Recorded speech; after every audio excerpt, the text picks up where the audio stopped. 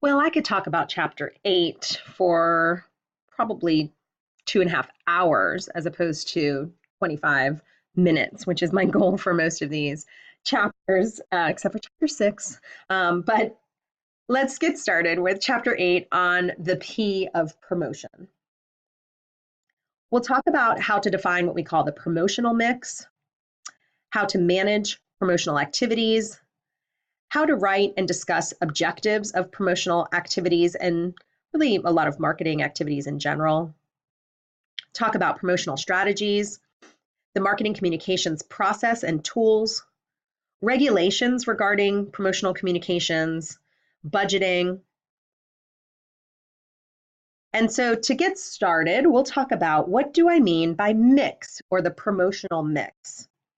Well, we talked about the marketing mix, and that is, of course, our product, price, place, and promotion. But now I'm going to blow up the promotion mix to include other communication activities, from sales promotions to advertising, which is typically really confused with the word marketing in general, to personal selling, packaging, public relations, direct marketing, and I like to include digital marketing in here as well. I can't recall if the book actually has digital as its own chapter, but I'm going to put it here when I talk about direct marketing and digital marketing together. When we talk about managing promotional activities, it starts with setting objectives and budgets, designing marketing programs and campaigns that meet those objectives and budgetary criteria. Then we implement the campaigns and check the results of the campaign. When we talk about objectives, what do we mean by achieving promotional objectives? Promotional objectives can be very broad. It can be to create brand awareness, to build brand image, to inform customers, remind them that you are still around and that they should repurchase you, to educate them on how to use a product, to break into a new market, or to change or reinforce attitudes. Likewise, it can be to stimulate trial, get into the consumer's consideration set, to regain lost consumers, obtain information from consumers, reposition the brand, or simply increase usage. So you can see that if these objectives are so broadly stated, promotional communications really is far-reaching. And it's not as if an MBA student is expected to understand the nuances of each of these promotional activities, but certainly to understand that our objectives are very broad when we get into the promotional objective or the promotion P of the 4 Ps. Targeted objectives are a key to the organization's directions. So strategies are written to meet particular objectives, and those objectives should be written with the acronym SMART in mind: specific, measurable, achievable, relevant, and timely. For example, don't say, our objective is to increase online sales. That is neither specific, nor measurable, nor timely. And if I simply increased online sales by 1 additional purchase, have I met this goal? It's much better to say, quote, our goal is to increase online sales generated from social media promotions on Facebook by 10% from Q1 to Q2 2019 using distinct landing pages. So in other words, this is very timely, time dependent. There's a start time and an end time. It's very specific. It's measurable because we know that 10% from Q1 to Q2. Is it achievable and relevant or realistic? Yes, it seems like it might be. So this is a much smarter written objective. And targeted objectives also often include an aim at a specific target audience. So in this particular case, we're talking about Facebook, but we could also be talking about, loyal customers or regaining lost customers with these promotional objectives and so on. Now, the book distinguishes when they're talking about an audience versus talking about a market. We've talked about markets ad nauseum this semester. Markets are customers or consumers. They're people who engage in the exchange relationship with a firm. But audiences listen or watch. So promotional activities are often targeted at audiences who may or may not be customers and consumers. Now, these audiences are still targeted using segmentation principles, but they may not necessarily be already customers of you because you are utilizing media vehicles oftentimes in order to provide that communication or reach that particular audience. So first, in promotional strategy, we do a market analysis.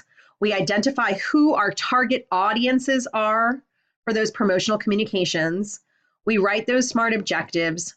We establish strategies, and we decide between a traditional push strategy or a pull strategy for our promotional communications. Let's talk about those in more detail. So this promotional strategy is a subset of the overall marketing strategy informed by branding, positioning, understanding who your competition is, understanding what your customers want or need. And so we're setting overall marketing communication strategy plus the actual campaign strategy.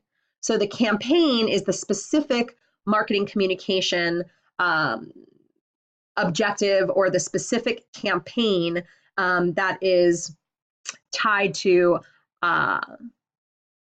it's not as broad as the larger marketing communication strategy. So push strategies are aimed at the trade. Pushing, as illustrated on your next slide, is going to be where we communicate with intermediaries. Whereas pull strategies are aimed at customers. And I would say that this is more like fishing. So let's talk about those. So in a traditional push strategy, which is the one that we're most familiar with, the producer or manufacturer of a good will engage in promotional communications with retailers and wholesalers. So it might involve personal selling, it might involve a trade promotion, it might involve some other kind of incentive for the retailer and wholesaler to carry the producer's product. Once the product is in retailer or wholesaler locations, then the reseller markets activities aimed at the final consumer, whether that's through advertising, sales promotions, again, personal selling, or some other form of communication there. Whereas a pull strategy is a bit different. This is where the producer or manufacturer has direct communication and activities with customers. Those customers then ask retailers or wholesalers to carry that product, and then the retailers and wholesalers request the product from the manufacturer. We see pull strategies quite a bit in over-the-counter or OTC pharmaceutical advertising. So you see now that the manufacturers of these pharmaceuticals often communicate directly with customers through these commercials and jingles and kind of direct promotional communications, whereas traditionally pharmaceutical drugs were marketed from the manufacturer to doctors, and then doctors prescribe them to customers. That's more of a traditional push. You're pushing the product through the traditional intermediaries. Whereas the pull strategy is one where you bypass or jump over or cast your fishing line over those intermediaries, and you try to catch the consumer and then reel them in through the rest of the intermediary channels.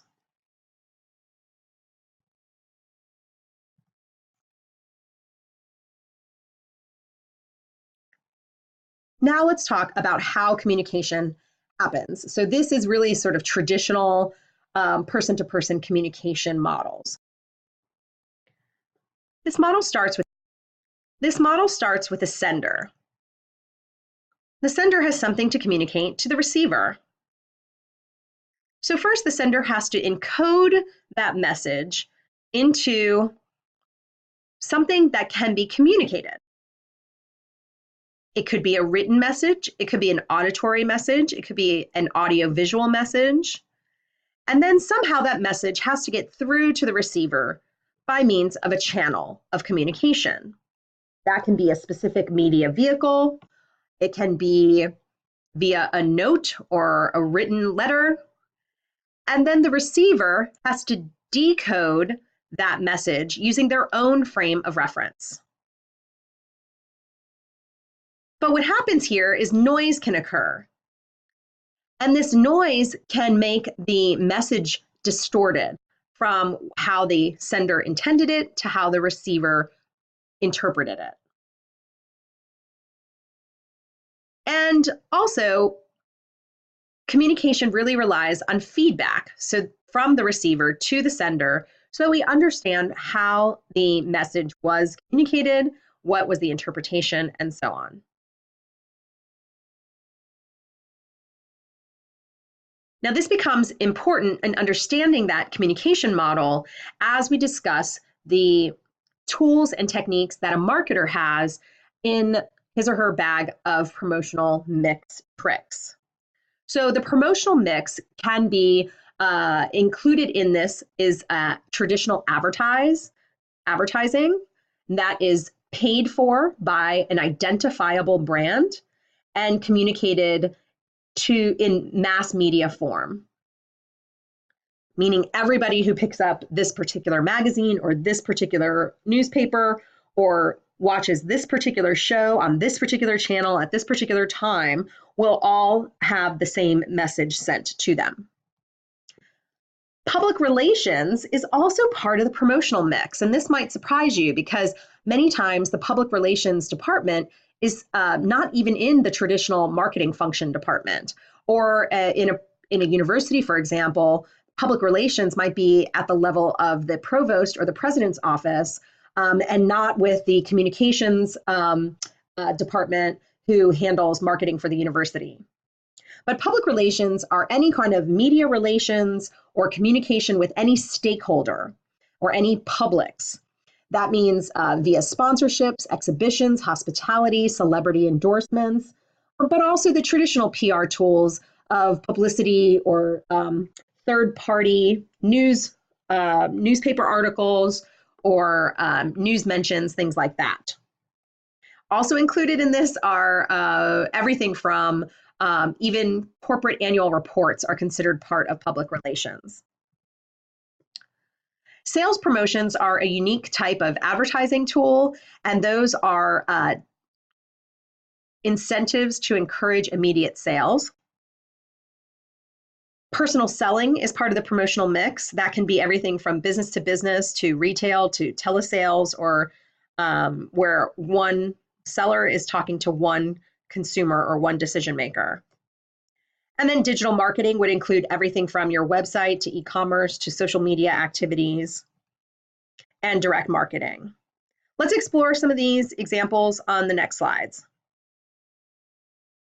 Of course, the goal of a lot of these examples are going to be to influence customers. And so in order to understand which promotional mix tool to use, we have to think about the customer and where they are in the AIDA model. That is, are they just gaining awareness or attention? Are they actually interested in our product already? Do they desire our product specifically? And finally, are we requiring them to do a behavioral action? So in other words, it's this idea of think, feel, do. So in the attention stage or the awareness stage, what's happening is that we're really just trying to get customers to be aware that our product exists. And that is quite different than actually spurring them into action. So we have to understand where our customers are coming from first to decide which of the promotional mix elements is best to use.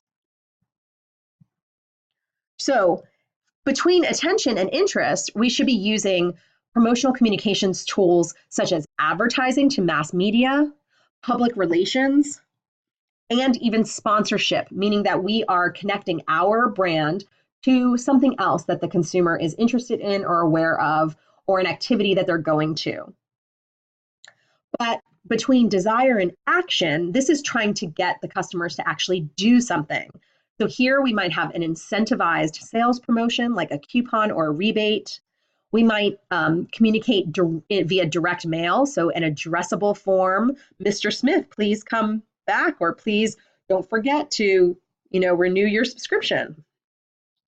We might have point of sale promotions, which are at the point of purchase, direct response advertising, or even one-on-one personal selling.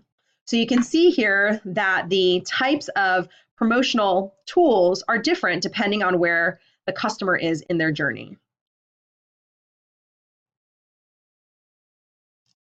Now, similarly, the Dagmar hierarchical model talks about defining advertising goals. So remember, advertising is paid by an identifiable sponsor, but is distributed or communicated very broadly. So if we think about our simple communications model, we have one sender, but many, many, many receivers. And in the Dagmar case, setting objectives should be made against each element within the hierarchy.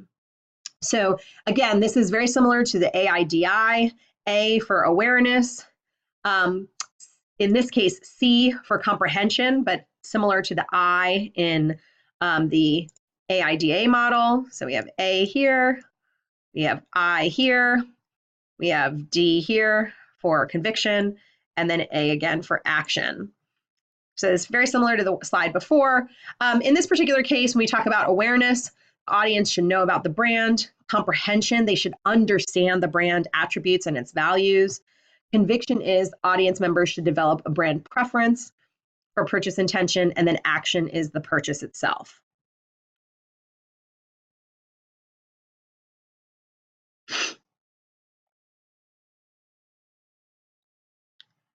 In the text, they talk about specific advertising essentials, such as choosing the message, choosing the media, identifying the audience for that message via that particular media channel, and then, of course, the creative execution of the advertisement itself.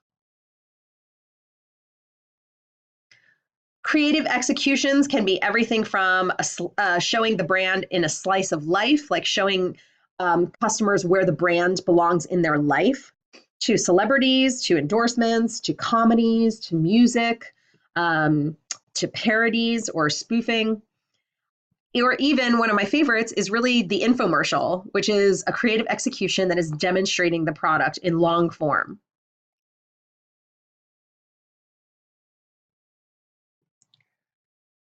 Now, the second promotional mix element on that slide was public relations, and that is the determined, planned, and sustained effort to establish and maintain mutual understanding between an organization and its publics, also understood as reputation management. So in other words, are you managing what the public knows about your firm? And some of the techniques involved in public relations are quite broad. As I mentioned previously, it might even be things you're not really aware of. So you might be aware of publicity or media relations. Maybe you might understand that the branded publication is part of the PR techniques, but also understanding how your brand and your message is communicated on websites and social media, in corporate communications, in community relations, in corporate lobbying for governmental influence, sponsorships, product placements, very common now with digital video recording and Netflix and YouTube and Hulu, and being able to watch television shows or media now without having to necessarily watch branded advertising. So then the integration of the brand into the show or into the performance becomes a type of public relations technique.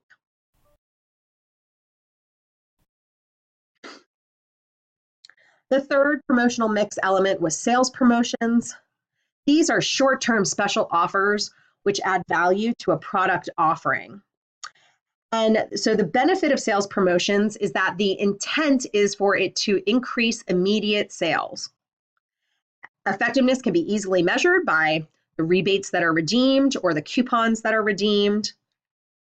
It has accurate targeting, so you can offer specific sales promotions to specific target markets, and so on. So then I want to talk about typical promotional objectives for the sales promotion. It could be to stimulate product trial. So in other words, you might offer a free trial product as a typical sales promotion, or a very deeply discounted coupon. Sales promotions can be used to introduce a new product to the market. For example, bundling a particular new product with one that your company makes that has good sales. A typical sales promotion, like a coupon or an incentive, could be used to be combating or spoiling a competitor's campaign. Or that sales promotion could be used to just really get more frequent purchases out of your existing customers. We call that market penetration. I like to present 3 visualizations of the effects of sales promotions on sales, both before, during, and after the sales promotion. So for example, this is our initial sales line. That's before the period of promotion. Now, if the sales promotion is effective, it will of course increase during the period of promotion. However, the first possibility is that following the end of the sales promotion, because remember, sales promotions are short-term marketing activities. So after the promotion ends, what we see here is a dip to below normal sales in the period right after the promotion ends. An example of this could be buy one, get one free promotions, where you're trying to get rid of excess inventory, and so you offer buy one, get one free. Now, in this particular case, you have a particular level of mayonnaise sales before the period of promotion. And now maybe you made too much or have too much inventory, so you offer buy one, get one free. So of course those sales go up during the period of the promotion. And then, but after the promotion ends, and now everybody has 2 jars of mayonnaise. And so how much mayonnaise could you eat?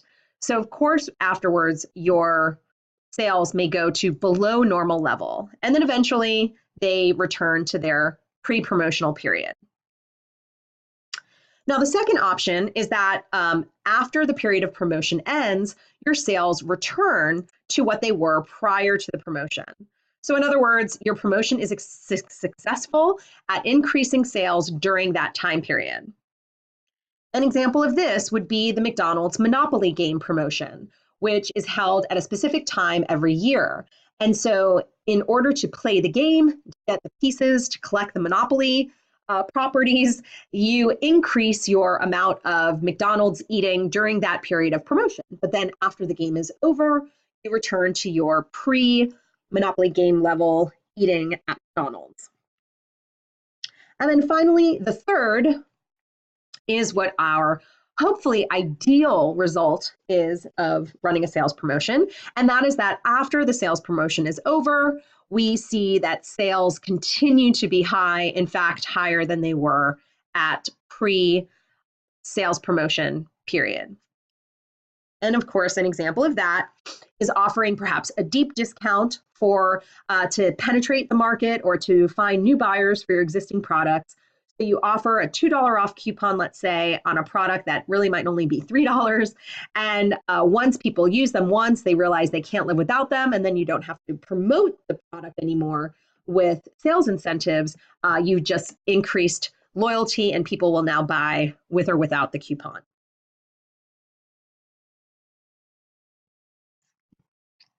The fourth promotional element in the mix is personal selling.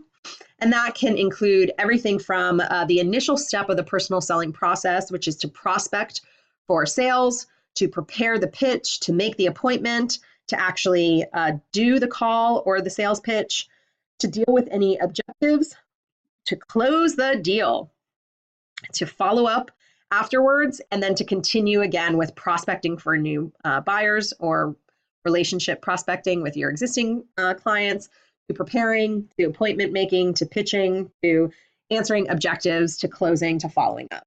So this process continues, and the personal selling process could be one seller with one customer, or it could be one seller with multiple customers, or a buying center, as we discussed when we talked about consumer purchasing decision. A salesperson's job is very broad. It can be a buyer-seller team coordinator, a customer service provider, a buyer behavior expert, an information gatherer, a market analyst or planner, a sales forecaster, a market cost analyst, a technologist. So when students often tell me, oh, well, I don't really like sales, or they might say, I'm good at sales, and they don't understand that distribution and product development and pricing and service provision, all those other things are parts of marketing as well. And but the idea here is that sales is often much more of a broad conceptualization than simply, your traditional, maybe very stereotypical perspectives of the salesperson, which is, your used car salesman or someone who's selling something that you don't need.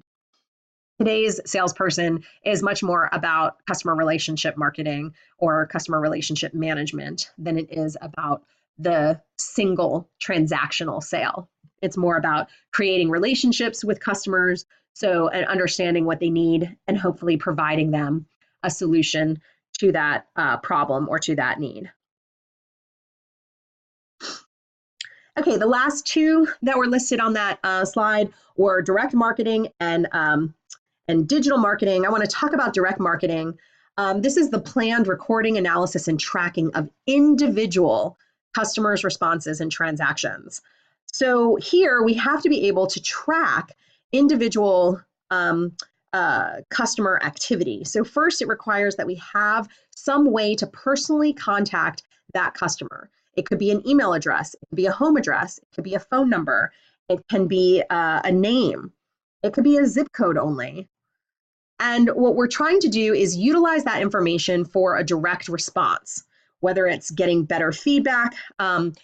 Having that sort of addressability will allow us to create better communication, right? So if I'm communicating to a receiver and I don't know who that receiver is, then I can't really tailor that message in the best possible way to that consumer. So direct marketing really involves us understanding who the individual customer is, to use a database. So technology has really improved our ability to engage in direct marketing and direct response advertising, where we might offer a very specific offer to a individual customer, and we can send different persuasive communication efforts to different consumers to see which of those persuasive communications is most effective. So some examples of this could be direct mail, catalogs, telephone calls, online, mobile, and social media. And one of a more interesting new approach is called personalized URLs. And I don't know if you've gotten anything like this. I have another better visual in just a minute, but the idea behind direct marketing is that it is immediate, it is interactive, because you're asking people to click on an offer or to enter a particular offer code into the coupon box in a checkout, and it's personalized. And so a personalized URL or a PURL is an example here. This is where you see this is a mailer that goes to customers, And you see it's personalized. We have Bill's name here up at the top. You have your branded message here. And you're offering a free appetizer with this ad, if you see that closely, meaning that they have to bring in the ad. And this might be a specific incentive here. But then look, it says visit your site, chophouse.com/bill. And then what you see is that at that website, at that personalized website, you have again, their name, like us on Facebook, sign up for special offers, catering, etc. And so a lot of companies are going to these personalized URLs to build a more individualized one-on-one customer relationship with a customer. So, so direct marketing does not have to feel so sort of anonymous. And so direct marketing combined with the technology that digital marketing allows us, so these pearls, makes this so much more fascinating. The way that we can track actual website traffic and visits and length of time on a page and where they go after they leave us and how they got to our website to begin with, from what link, all of that inbound traffic and outbound traffic, and the collection of that big data using digital marketing techniques really allows us to refine the direct marketing promotional activities. Fun stuff. Okay, finally, the last two parts of this, the promotional process are setting budgets. I'm going to go through this really fast because it's talked about in your text. But one way is just to say, I'm going to spend X amount of dollars, and not to have any sort of rationale. It's just a judgment call or an arbitrary number.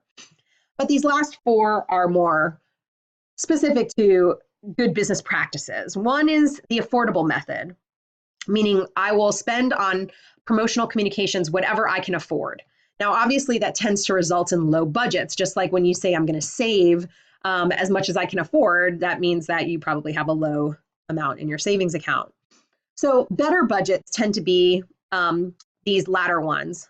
A competitive parity method is basing your promotional budget based on your competition. But of course, that's a very defensive or reactive strategy. The last two are more preferred, objective and task. This is setting your budget based on the objective that you have and the tasks that are needed to complete or meet the objective. So this is very time consuming, but it's very accurate. And then the most commonly used method is called the percentage of sales. So you might say that we are going to devote 10% of sales to promotional communications. However, what you often get is a bit of a mismatch because you often are basing your percentage of sales from the previous year or the previous period. And that may or may not take into account market changes, competitors, target markets expanding or contracting, the opportunity for new or broader markets, etc. And so then in sum, we talked about maintaining clear promotional campaign objectives, understanding your market and your audience, identifying that audience and how you are going to reach them, understanding that there is a creative portion to these promotional communications. We talked about, 5, 6, 7 variety of tools to integrate into the campaign, from advertising to PR to sales promotions to personal selling, direct marketing, digital marketing. So that's it. I think I might have kept under a half hour. We'll see when I hit finish, but thanks for listening.